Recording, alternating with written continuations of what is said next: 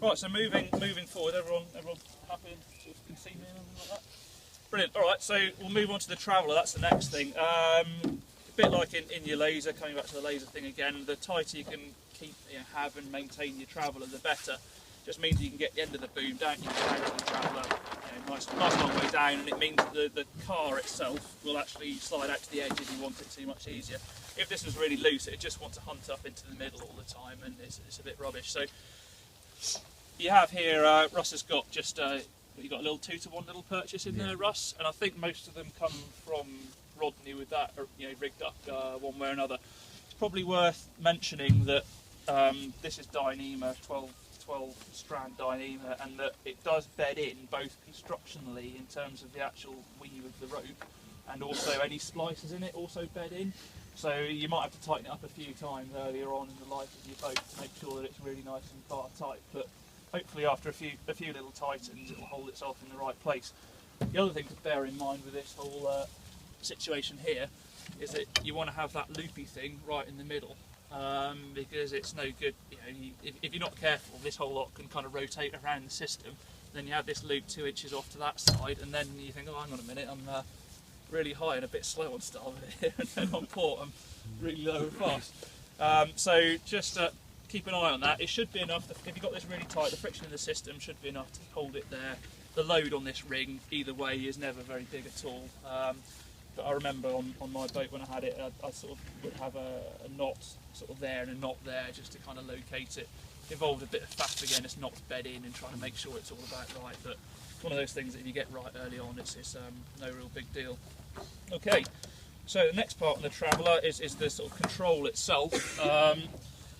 See, Russ has got a mark on his here. I think the setup will all be pretty similar with all of them. It just goes from the block here, it's dead ended onto it, through the loop, down to there, and through the cleat. In terms of settings on this, I think I've kind of been loosely recommending about 400 mils off centreline as a base setting that you never go inboard from. Basically, if you go inboard from that, you'll end up sailing sort of slowly and sideways a little bit, crabbing along. So just make sure you never come in more than about 200 mils from centreline. So that's kind of about that, approximately 2 hand spans, depending on how big your hands are.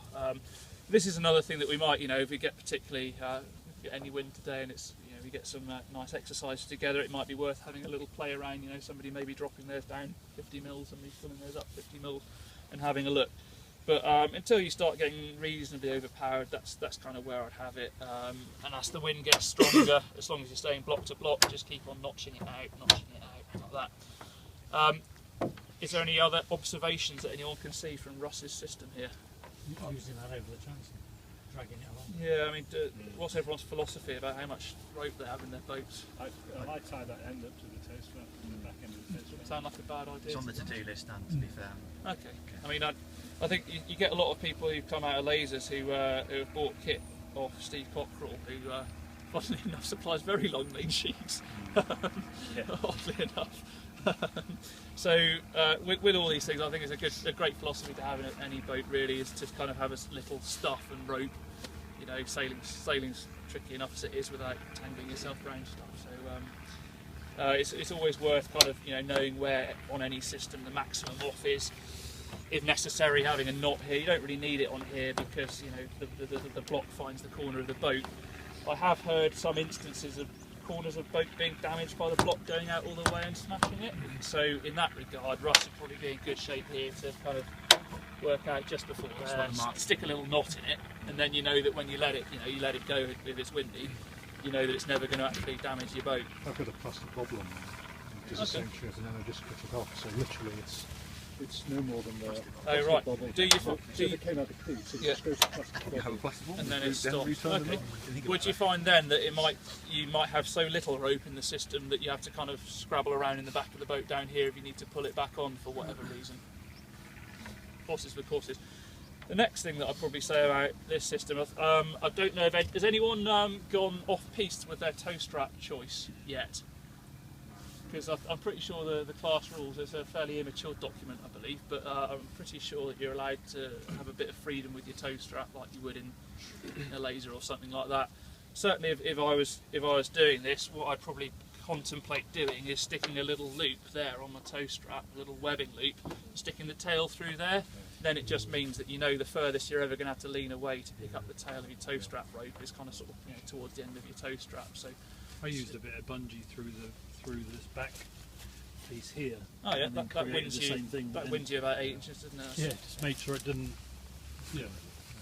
Okay. On the demo bats, I always tie the tow strap rope to the traveller rope. So it's basically one piece of rope then, and you just picked up the rope and you can adjust on. Oh, so this is like a double end. This is kind of Yeah, a just knot it together. okay. I mean, yeah, that'd be even better if you still had it in a tail in Yeah. a kind of a loop situation, so that both of them were only ever.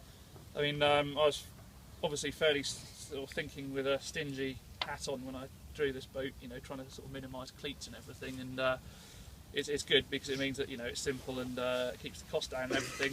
But there's always ways and means of keeping the systems useful, if you like, with the minimum amount of kit. You know, you have to use a bit of ingenuity, but rather than having, you know, 3 cleats each side at the front and 3 cleats each side at the back, you know, if you can just have a little loop on there, maybe then you get basically the same amount of utility. So any more questions about the Traveller? Is it okay to leave it tight when you're not sailing it? It won't. Yeah, it should be fine. I think with this sort of stuff, once it's bedded in, it's pretty good. I had some of this as cap shrouds on my 14 last year, and you know, I think when I first pulled them on, I think over, I don't know, what is it, 7 metres, it probably stretched about 100 mils or something. Yeah. So it's quite a lot of, you know, it wasn't a particularly fine-tuning scenario at the time, but once it's bedded in, it's fine. The only time that it kind of shrank back again is if I kind of took the mast down and did stuff like that. But in this scenario, I think it should be absolutely fine. Really, just keep an eye on it. Right, there's no danger of it shrinking and destroying the boat or anything bad like Oh, I that. doubt it very much. Yeah. Good. I doubt Just- it very much. I mean, I think it might shrink in UV, Dyneema. I don't know, but this grey coating, I think, is UV proof. So I'd be. Dyneema's on the inside, isn't it?